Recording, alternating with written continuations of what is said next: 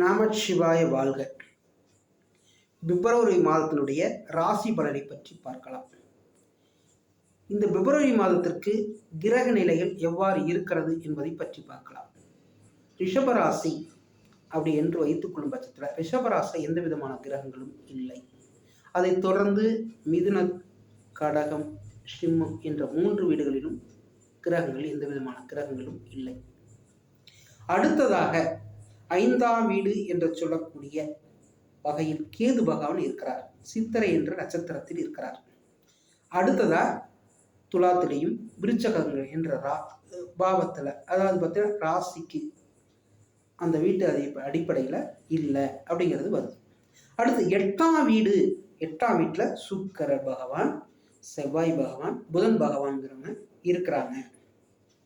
அவங்க என்ன பண்ணுறாங்கன்னு பார்த்துட்டிங்கன்னா, இப்போ 1ஆம் தேதி அந்த சமயத்தில் புதன் பகவான் தன்னுடைய இருப்பு நிலையை அங்கே போயிடுறாங்க. எங்கே போயிடுறாங்க?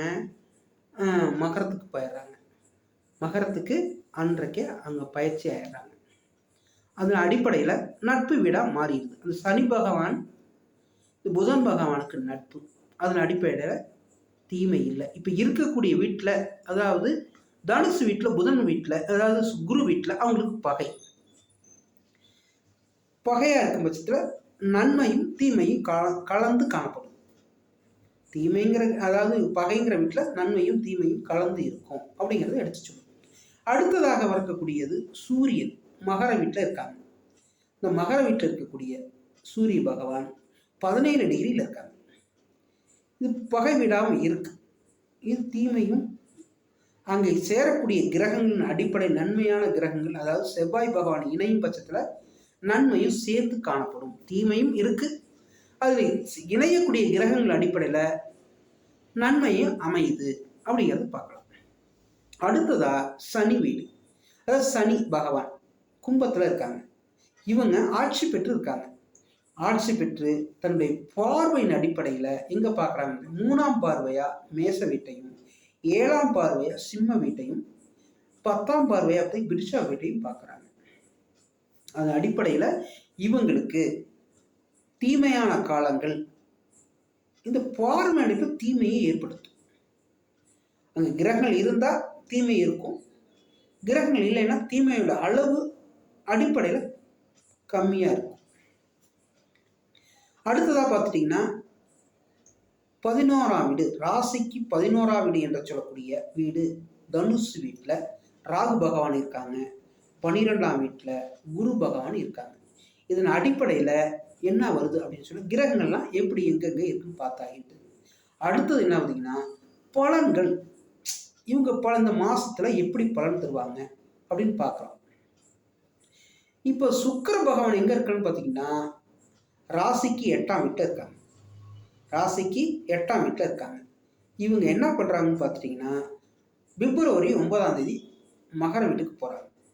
இவங்க எப்படி உச்சத்தை நோக்கி போகிறாங்க. உச்சங்கிறது எங்கே? மீன வீட்டில். இப்போ இருக்க தனுஷ் வீட்டிலேருந்து உச்சத்தை நோக்கி போயிட்டுருக்குறாங்க. அடுத்து செவ்வாய் பகவானும் உச்சத்தை நோக்கி போயிட்டுருக்கு. அடுத்த வீடு மகர வீட்டில் அவங்க உச்சம் அடைகிறாங்க. அடுத்து புதன் பகவான் மட்டும்தான் நீச்சத்தை நோக்கி போகிறாங்க. அதன் அடிப்படையில் பலன்கள் மாறுபடும். பலன்கள் என்ன பண்ணுங்க? மாறுபடும்.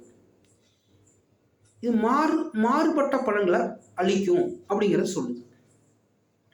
இது உச்ச வீட்டில் இருக்கும் பட்சத்தில் செவ்வாய் அங்கே நட்பு வீடு என்ற அடிப்படையில் சூரியனுக்கு நட்பாக வரும் பட்சத்தில் இவங்களுக்கு நன்மை ஏற்படுத்தும். சரிங்களா? சரி, இப்போ ராசி. இப்போ ராசியில் இப்போ சுக்கிர வீடு, ரிஷபர வீடு, இந்த வீட்டில் இருக்கு. அந்த சுக்கிரனுக்கு நன்மையும் தீமையும் கலந்து இருக்குன்னு சொல்லிட்டோம். அடுத்து குடும்பங்கிறத பார்க்குறோம். குடும்பம், வருமானம், வாக்கு. 2ஆம் வீடு. 2ஆம் வீடு மிதுன வீடு. பேச்சுங்கிறதுக்கு முன்னுரிமை தரப்படுகிறது. 2வது பார்த்துட்டிங்கன்னா பணங்கிறதையும் குடும்பத்தையும் எப்படி வச்சிருக்கு அப்படிங்கிறத பார்க்குறோம். இது புதன் 7ஆம் பார்வையை பார்க்குறாங்க. எங்கே? மிதுனத்தை பார்க்குறாங்க. அதன் அடிப்படையில் நன்மை ஏற்படுது. நன்மை ஏற்படுது. செவ்வாயும் சுக்கிரனும் இணைந்து இருக்காங்க. செவ்வாய் இருக்கிறதுனால என்ன பண்ணுதுன்னு பார்த்துட்டிங்கன்னா செவ்வாய் பகை அதிபதி புதனுக்கு பகை, சுக்கிரன் நட்பு இருக்கிறது பகை வீட்டில். நன்மையும் தீமையும் சேர்ந்து இருக்கு. பணம் வருமானத்தையும் தருது, அதே சமயம் தீமையும் தருது. வருமானம் எப்படி இருக்கும்? கடன் அடிப்படையில் இருக்கும், வாக்குறுதியின் அடிப்படையில் இருக்கும், குடும்ப உறுப்பினர்கள் கொடுப்பதன் மூலம் இருக்கும். இதுதான் இந்த மாதத்துடைய வருமானத்துடைய அமைப்பு. 3ஆம் இடம் வெற்றி, அதாவது பார்த்தீங்கன்னா முயற்சி, இளைய சகோதரர். இவங்க எடுக்கக்கூடிய முயற்சிலாம் எப்படி இருக்கும்? பார்வையின் அடிப்படையில் சூரியன் அங்கே இருக்காங்க, 7ஆம் பார்வையை பார்க்குறாங்க. இப்போ செவ்வாயை அங்கே போயிடுது. எங்கே போயிடுதுங்க? மகர வீட்டில் இருந்து 4 கிரகங்கள் 3ஆம் இடத்தை பார்க்குது. அதன் அடிப்படையில் இவங்களுக்கு முயற்சியின் அடிப்படையில் நன்மையான பலன்களையும் தருது. அடுத்ததாக இதுக்கு 8ஆம் வீட்டில் சனி இருப்பதனால தடுக்கப்படுது, கிடைக்கக்கூடியது தாமதப்படுத்தப்படுது. அதனால் அடிப்படை தாமதம் ஏற்பட்டு நன்மையை ஏற்படுத்துது. 4ஆம் வீடு, 4ஆம் வீடுன்னு வச்சுட்டோம்னு வச்சுக்கோங்க. ராசிக்கு 4ஆம் வீடு சிம்ம வீடு, சனி பார்க்குறாங்க. அந்த வீட்டு அதிபதி அந்த வீட்டிலேருந்து 6ஆம் வீட்டில் இருக்காங்க. அதனால் தீமையும் ஏற்படுது, அது கடனை ஏற்படுத்துது. எதன் மூலம் கடன் ஏற்படுத்துது? 4ங்கிறது வண்டி, வாகனம், மாத்துஸ்தானம், சுகம், முதலீடு இதெல்லாம் வருது. அதன் அடிப்படையில் இவங்களுக்கு கடனை ஏற்படுத்தும். அம்மாங்கிறவங்களுக்கு உடல்நிலை கொஞ்சம் பாதகமாக இருக்குது. அவங்க மேலே கொஞ்சம் அம்மா இருக்கிறவங்க கொஞ்சம் கவனமாக இருக்கணும். அம்மா மேலே ஒரு இம்பார்ட்டன்ஸ் செலுத்தணும். அதன் அடிப்படையில் இவங்களுக்கு நன்மையை ஏற்படுத்துது. அம்மாவுக்கு உடல்நிலையிலிருந்து முன்னேற்றத்தை எடுத்துக்கலாம். அடுத்ததா முதலீடுன்னு வருது. முதலீடு அப்படிங்கிற போது இவங்களுக்கு 4ஆம் வீட்டு வண்டி, வாகனம், சொத்து இதெல்லாம் சேர்க்கையை ஏற்படுத்துது. அதனால அங்கே சனி பார்வை வந்துடுதுங்களா, அதனால கடன் மூலம் ஏற்படும். அதனால நன்மையான காலமாக பார்க்கப்படுது. அடுத்தது 5ஆம் வீடு. 5ஆம் வீடுனா புகழுக்கும் குழந்தை பாக்கியத்தையும் சொல்லக்கூடிய வீடு. புகழ் அங்கே கேதுன்னு இருந்துட்டா என்ன ஆகுதுன்னா புகழ் மங்கப்படுது, புகழ்னால பிரச்சனை ஏற்படுத்துறது, தடை ஏற்படுத்துது அப்படிங்கிற சொல்லுது. குழந்தைகளுக்கு உடல்நிலை சரியில்லாமல் போகும். அந்த வீடு புதன் வீடாக வருது.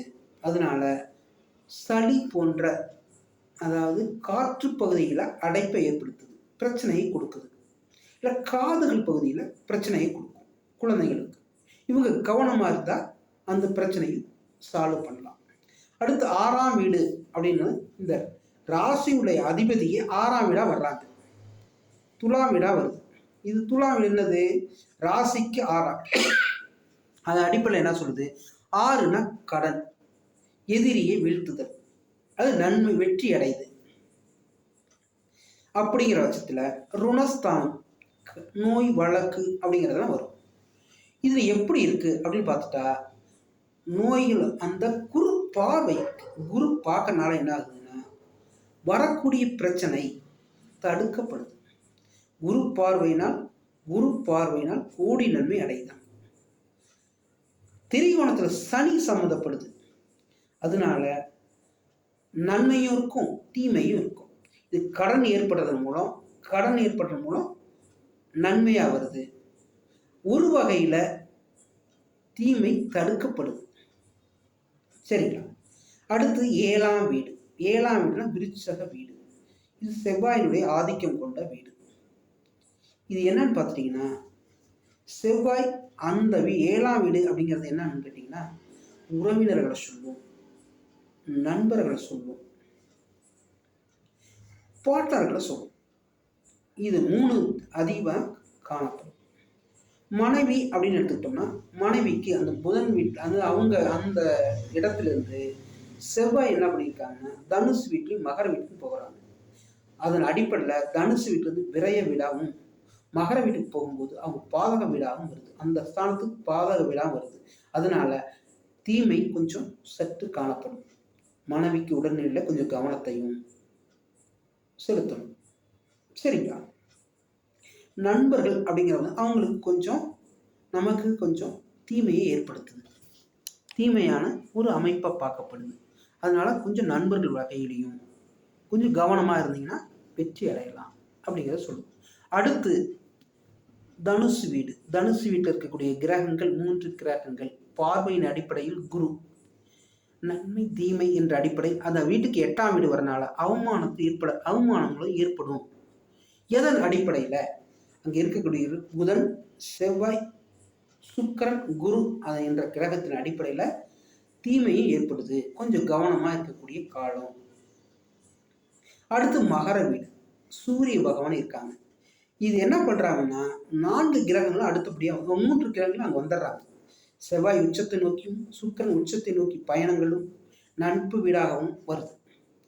அடுத்து செவ்வாய் மட்டும்தான் பகை வீடு, இருந்தாலும் உச்சம் அங்கே வேலை வாய்ப்பு, பொருளாதாரம் உயர்கின்ற நிலை, கீர்த்தி நிலையெல்லாம் ஏற்படும். அவங்களுக்கு 9ஆம் வீடு வரனால பாக்கியங்கள் குவியும் அப்படிங்கிறத சொல்லுது. அப்பா மூலம் வருமானம், அப்பா மூலம் நல்ல விதமான செய்திகள் இப்படிலாம் வருது அப்படிங்கிறத சொல்லுது. அடுத்ததாக சனி கும்ப வீடு. கும்ப வீட்டில் சனி ஆட்சி பெற்று 10ஆம் இடத்துல இருக்கனால தொழிலில் பங்கப்படாது, தொழில் நல்லா இருக்கு அப்படிங்கிறத எடுத்துக்காட்டு.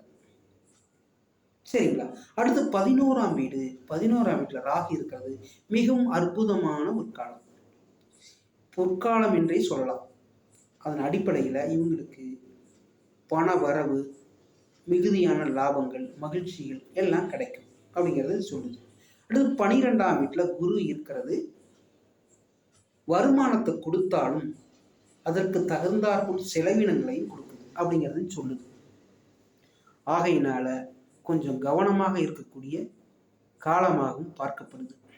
ஆகையினால கொஞ்சம் கவனமாக இருங்க. இப்போ இந்த ரிஷபராசிக்கு பலன் பார்த்துட்டோம். மிதுன ராசிக்கு அடுத்ததை பார்க்கலாம். நமச்சிவாய வாழ்க. பிரிதொரு வீடியோவில் சந்திக்கிறோம். அஸ்ட்ரோ குரல் டிவி சப்ஸ்கிரைப் செய்யாதவங்க சப்ஸ்கிரைப் செஞ்சுக்கோங்க. பக்கத்தில் பெல் ஐக்கானையும் அழுத்திக்கிங்க, பதிவு செஞ்சுக்கோங்க.